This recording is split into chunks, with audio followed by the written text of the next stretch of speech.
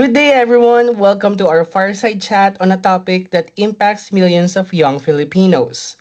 Some may think of it as taboo, but we view this as an essential.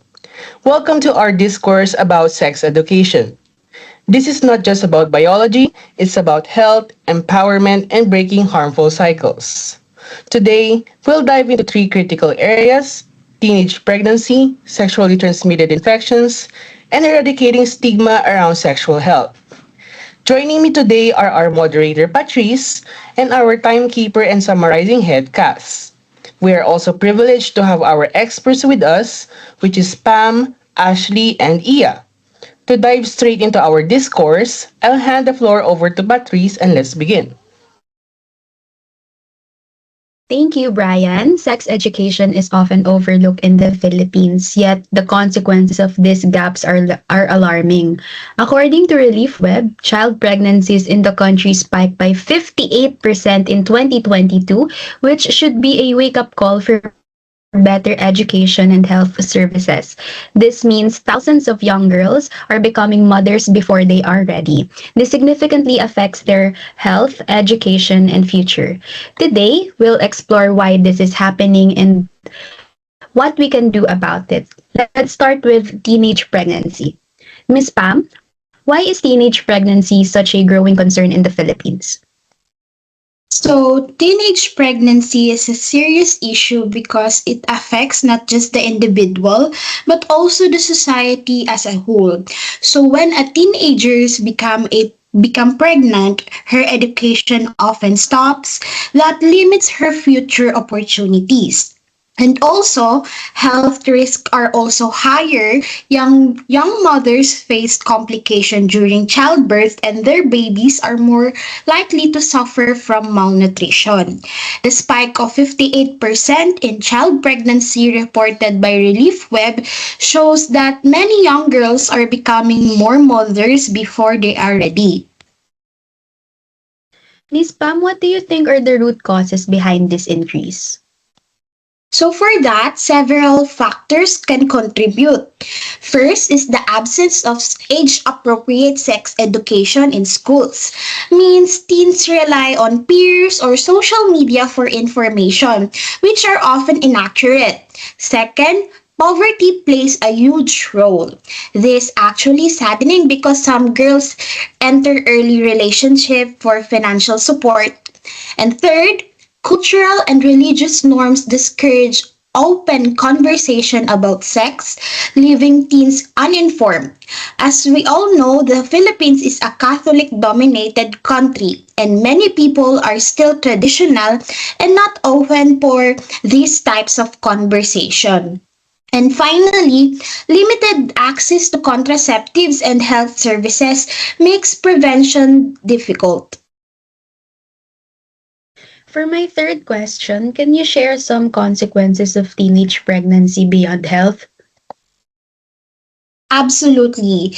Teenage mothers often drop out from schools, which limits jobs opportunities and perpetuates poverty. There's also emotional stress since many face stigma and isolation. This isn't just a personal issue, it affects communities and the Philippine economy, like a domino effect. That's good to hear, ma'am. And for my last question, what solutions do you think can help address this problem?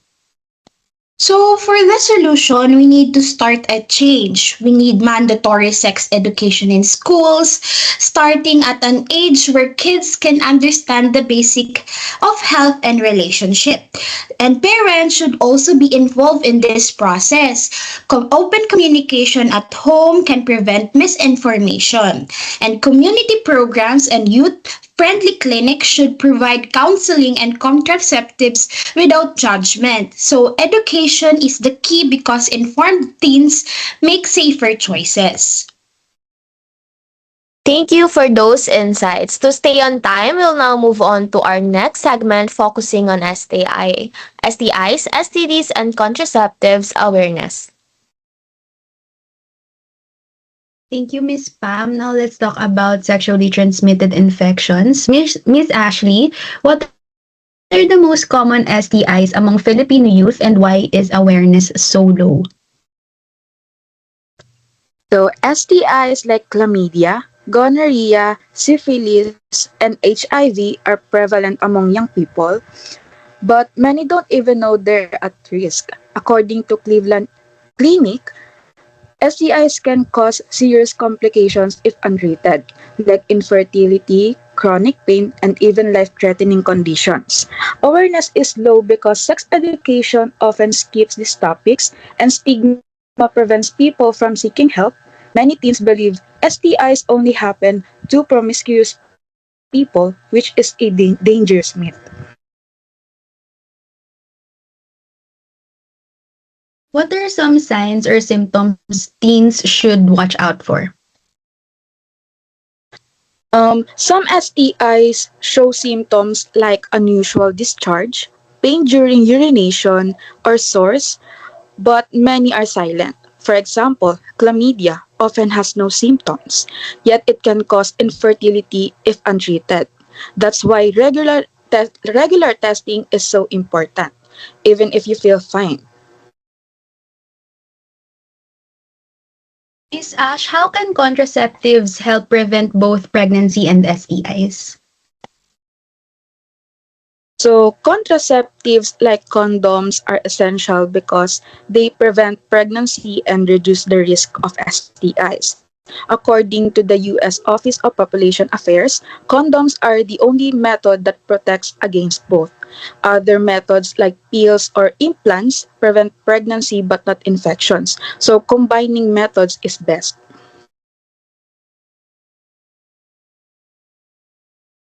Why do you think contraceptive use is low among teens? So, we need access and eradicate the stigma. Many teens feel embarrassed buying condoms or asking for birth control. Some fear judgment from pharmacists or parents. We need youth friendly clinics and education that normalizes contraceptive use as responsible behavior. We need a safer and supportive community that doesn't judge and accept these kinds of cases. Just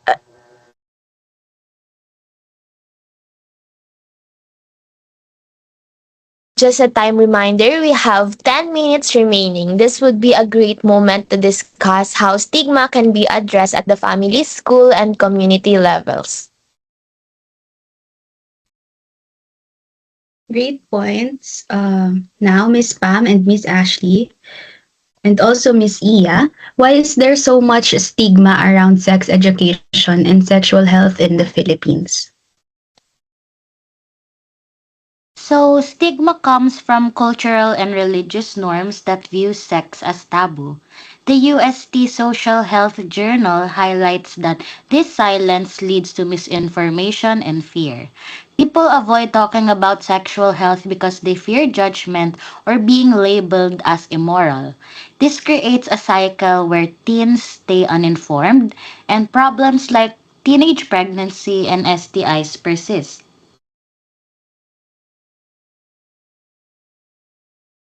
Miss Iya, how can we break this cycle?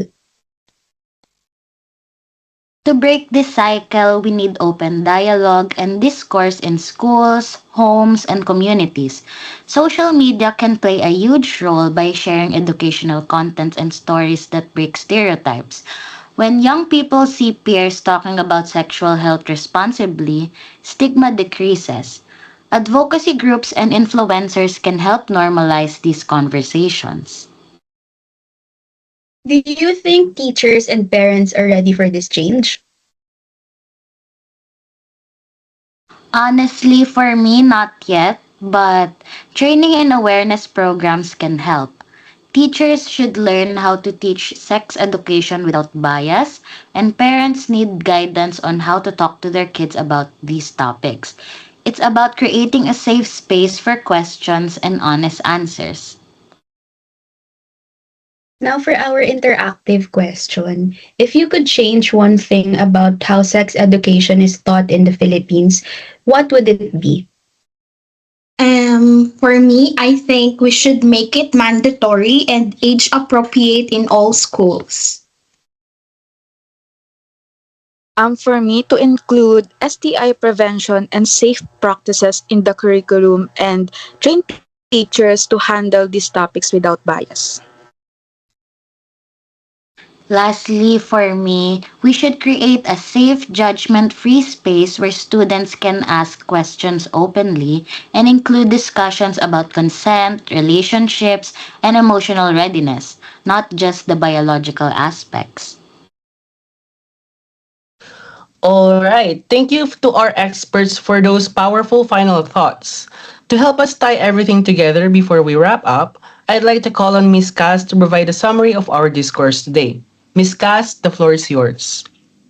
Thank you, Bri. Thank you for those strong insights. Before we conclude, allow me to briefly synthesize today's discussion and give a quick time check as we move into our closing segment. Today's conversation made one reality clear. Sex education in the Philippines is no longer optional, but it is urgent. From Ms. Pam's discussion on teenage pregnancy, we learned that the issue goes beyond early motherhood. It affects education, economic stability, mental health, and the future of entire communities. The alarming 58% increase in child pregnancy is not just a statistic, it represents young lives disrupted due to the lack of proper education, access, and support. Ms. Ashley emphasized that STIs are often silent but dangerous, and misinformation continues to put young people at risk. Without awareness, testing, and access to effective contraceptives, especially condoms, preventable injections, and unintended pregnancies persist. Protection should never be seen as shameful but as responsible and informed decision making. Lastly, both speakers highlighted that stigma remains the biggest barrier. Silence breeds ignorance, and ignorance sustains harm. Cultural discomfort should never outweigh the need for health, safety, and informed consent. Breaking stigma means opening conversation in schools, at home, and in our communities. As a quick time check, we have about, let me check. Okay, we have about 4 minutes left remaining, so we'll now turn it back to our host for the closing. Thank you to our experts, moderator, and summarizer for this insightful discussion. We learned that education, awareness, and breaking stigma are key to addressing teenage pregnancy and STIs. Let's keep the conversation going and work together for a healthier future. Thank you for joining us.